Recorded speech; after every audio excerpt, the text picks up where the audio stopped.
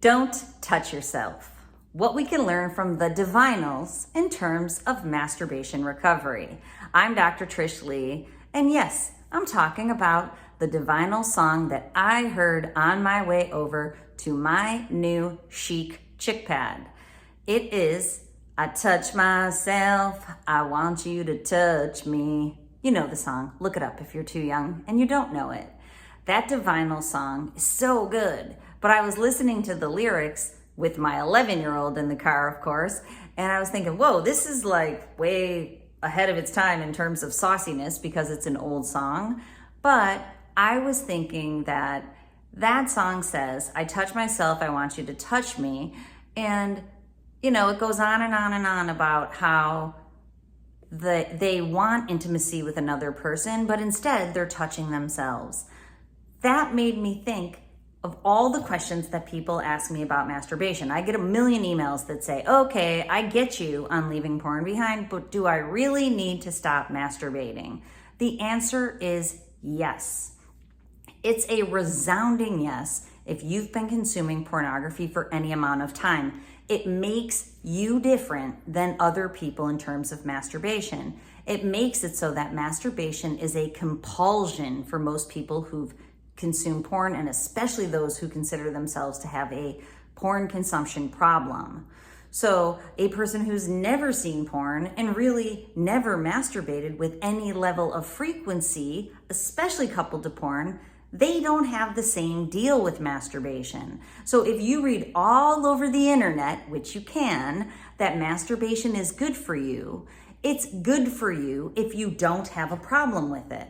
Just like the resveratrol in red wine is good for you if you don't have a problem with drinking. But clearly, if you have an alcohol misuse issue, the resveratrol in red wine, say that 3 times, resveratrol in red wine.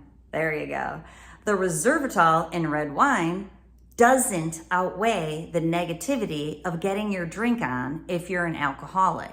It's the same thing with masturbation. It has to come off the table, probably permanently, if you're going to recover from porn use and chronic masturbation. Now, the reason I say probably is because secretive nature of masturbation has to go away. You can't have a secret sex life. So if you're married or if you're in a relationship and you're chronically masturbating and your partner doesn't know, that's a secret sex life.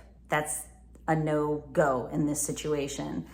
A healthy way to incorporate masturbation is to incorporate it into your sex life with your partner. Let your partner know this is something that you enjoy and incorporate it in, and likely it will be arousing to her or him so that you can enjoy being with each other. You make it relational, not secretive and an individual act.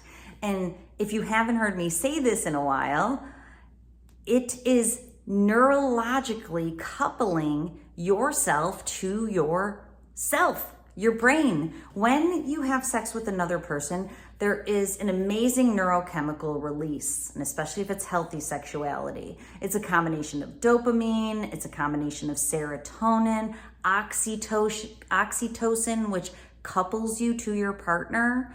All of those things are so important so that you literally neurologically bind to your partner.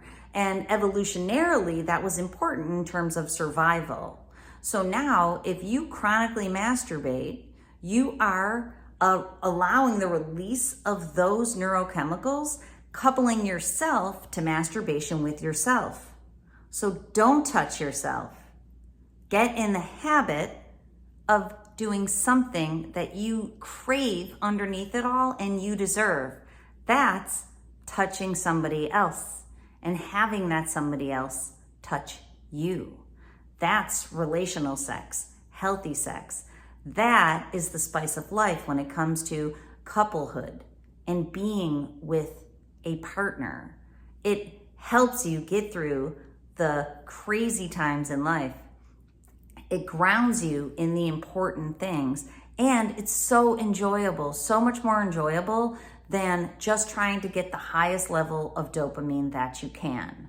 Okay, so I'm sorry to tell you, masturbation has to go. And the approach to leaving masturbation behind is the same as leaving porn behind. Make a plan, don't go it alone, commit, get the right support, tools, techniques, strategies that you need to succeed for the long haul. And the journey ahead will allow you to be with someone else in such an amazing way that you probably never have, and you'll enjoy it more than ever. All right, I hope this helps you out. And until next time, control your brain or it'll control you.